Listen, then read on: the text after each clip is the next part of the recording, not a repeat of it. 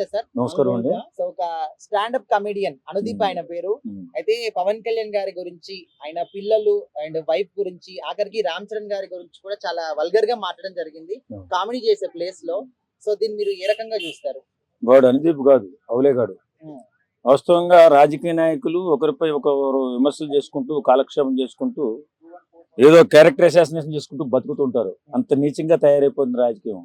ఆ రాజకీయాల్లో stand up comedy కూడా తీసుకొచ్చి వెధవలా మారిపోయాడు అనుదీప్ అనేవాడు. వాస్తవంగా పర్సనల్ విషయాల జోలికి ఎవడు కూడా వెళ్ళకూడదు. స్టాండప్ కామెడీ కాదు, ఒక ఆర్టిస్టే కాదు, ఇంకొకటే కాదు, రాజకీయాల్లో ఉన్నటువంటి ఈ దరిద్రులే కాదు. ఈ మధ్యకాలంలో ప్రతి ఒక్కరు కూడా మెగా ఫ్యామిలీకి పడి ఆడడం అలవాటైపోయింది. మరి ఆ రాజకీయవేత్తలు ఏమన్నా వీళ్ళని పురుగొలుపుతున్నారా, లేక ఈ యదవులకు వచ్చినటువంటి ఆలోచన ఏమో అర్థం కాదు. కానీ నిజంగా చాలా దుర్మార్గంగా మాట్లాడుతున్నారు. ఓ సెలబ్రిటీస్ తర్వాత జీవితంలో ఎంతో సహాయ సహకారాలు అందిస్తూ ముందుకెళ్తున్నటువంటి ఫ్యామిలీ ఏదైనా ఉందంటే అది మెగా ఫ్యామిలీ. కాదని ఏ యదవన్నా అంటే నా దగ్గర రమ్మను చెప్పు దిగిందా కొడ.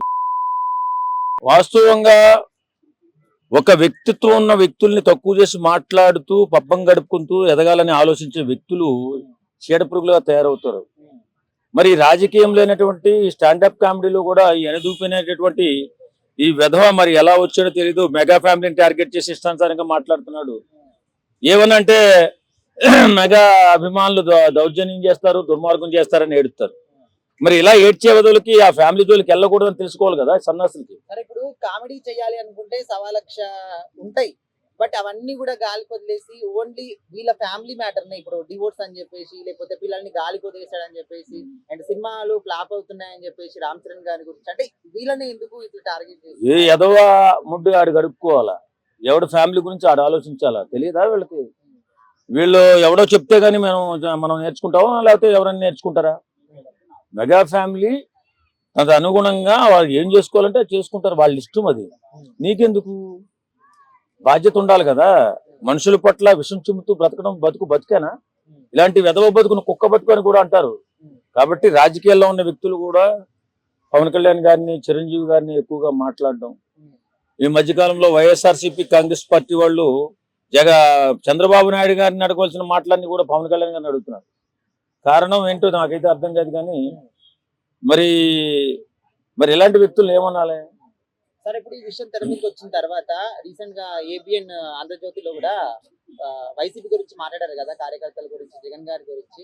సో మరి ఇక్కడ కళ్యాణ్ గారి గురించి మాట్లాడితే ఇంత రియాక్ట్ అవుతున్నారు. మరి అది కూడా తప్పే కదా, వాళ్ళ మీద కూడా యాక్షన్ తీసుకోవాలి కదా అని చెప్పేసి అంటున్నారు. ఇప్పుడు నేను చాలా సందర్భాల్లో చూశాను. ఓ సందర్భంలో సాక్షి టీవీలో అమరావతి వేశ్యల రాజధాని అంతే కదా. ఇప్పుడు ఈ మాట్లాడినటువంటి వైఎస్ఆర్సీపీ కాంగ్రెస్ పార్టీ ఛానల్ కానీ, వైఎస్ఆర్సీపీ కాంగ్రెస్ పార్టీ నాయకులు కానీ అమరావతి లాంటి ప్రదేశాన్ని వ్యభిచారులు సంచరించే ప్రదేశం అని చెప్పినప్పుడు ఆ వెధవను తీసుకొని జైల్లో కూడా వేయలేదు. అలాంటి సన్నాసి ఎదవలు వైఎస్ఆర్సీపీ నాయకులు. మరి అలాంటి వ్యక్తులు ఈవేళ ఆయన ఏదో అన్నాడట రాధాకృష్ణ గారి టీవీలో, ఏబిఎన్ ఆంధ్రజ్యోతిలో ఏదో చిన్న సమస్య వచ్చింది, అది ఏం లేదు. జగన్ ఏమంటే వీళ్ళు కూడా అదే అంటారు, తల్లిని చెల్లెనమంటే చెల్లెని కూడా అంటారని చెప్పి ఏదో సామెత చెప్పినట్టుగా చెప్తే దాని గురించి నానా హంగామా చేసి పెద్ద గందరగోళం చేశారు. ఎక్కడో ఆంధ్రప్రదేశ్లో చేసుకోవాల్సింది హైదరాబాద్లో ఇక్కడికి వచ్చి కూడా పార్టీ ఆఫీస్ మీద దాడి చేయడానికి ప్రయత్నం చేశారు. మరి ఇంత నికృష్టమైన వ్యధవలు ఇంకా రాష్ట్రంలో తిరుగుతున్నారంటే ఇప్పుడు వాళ్ళు అన్నది వాళ్ళ గుద్ద కింద నలుపు చూసుకోవాలి కదా. కాబట్టి నేనేమంటానంటే బాధ్యత లేకుండా ప్రవర్తించిన వాళ్ళ మీద మీరు చర్య తీసుకోరు. ఏదైనా చిన్న మాట మాట్లాడితే వచ్చి మాకేదో అన్యాయం జరుగుతుందని చెప్పి గగ్గోలు పెడుతున్నారు వైఎస్ఆర్ కాంగ్రెస్ పార్టీ వాళ్ళు. ఇలాంటి నికృష్టమైనటువంటి మాటలు మాట్లాడే 11 సీట్లకు వచ్చారు. వాళ్ళు 5 సీట్లకు పరిమితం అయిపోయి కాలగర్భంలో కలిసిపోతుంది వైఎస్ఆర్ కాంగ్రెస్ పార్టీ అని చెప్పి ప్రజలు అనుకుంటున్నారు. సరే, ఇప్పుడు ఏదైనా కానీ అసలు అది ఏ విషయమైనా, అది సినిమాలు కావచ్చు, లేకపోతే రాజకీయాలు కావచ్చు, లేకపోతే పర్సనల్ కావచ్చు, ఏదైనా కూడా అసలు కళ్యాణ్ గారిని టార్గెట్ చేయడంలో వీళ్ళ ఉద్దేశం ఏంటంటే ఏం లేదు. అనతి కాలంలో వీళ్ళు పాపులారిటీ ఇవ్వాలంటే కళ్యాణ్ గారిని టార్గెట్ చేయాలి.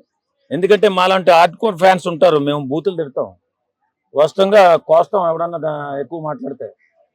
ఇలా మాట్లాడతారు కాబట్టి వాడి పేరు అనుదీప్ అనేవాడి పేరు ఇప్పుడు నా నోటు వెంట వచ్చింది కాబట్టి వాడు కూడా పాపులర్ అవుతాడు. ఎందుకంటే పవన్ కళ్యాణ్ గారి ఫ్యామిలీని టార్గెట్ చేసినటువంటి వ్యక్తి ఎవరినైనా సరే మేము చీల్చి చెండాడతాం కాబట్టి వెంటనే అది మంచిగానో చెడుగానో పాపులారిటీ అయిపోతుంది కాబట్టి వాడు కూడా మంచి భవిష్యత్తు ఉందనే ఆలోచనతో విశాల సంస్కారంతో ప్రవర్తించిన మాట అయితే ఓకే పర్వాలేదు. కానీ ఎవడో రాజకీయ నాయకుడు ఆ వైఎస్ఆర్సీపీ కాంగ్రెస్ పార్టీని రాజకీయ నాయకుడు వచ్చి వీడికి ఏదన్నా చెప్పిస్తే మాత్రం తోలు తీయాల్సి వస్తుంది.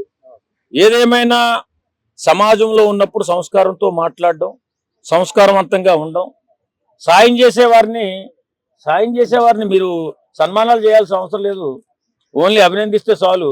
కాబట్టి మెగా ఫ్యామిలీ అనేది సాయానికి ముందుండేటటువంటి ఫ్యామిలీ. ఎవడో కాదన్నా అవునన్నా. కొంతమంది కుక్కలు ఎదవలు మాట్లాడుతూ ఉంటారు మెగా ఫ్యామిలీ గురించి చాలా చెడ్డగా. వాళ్ళకి చెప్తున్నా, ఒరే ఎదవల్లారా, మీరు మాట్లాడడం తక్కువ చేసి మాట్లాడడం కాదు, సాయం చేయడం నేర్చుకుని సమాజాన్ని ఉద్ధరించడం నేర్చుకోండి, అంతే తప్ప ఇష్టానుసారంగా మాట్లాడి వెధవలుగా మారిపోకండి, విష పురుగులుగా తిరక్కండి అని చెప్పి ఈ సందర్భంగా కోరుకుంటున్నాను.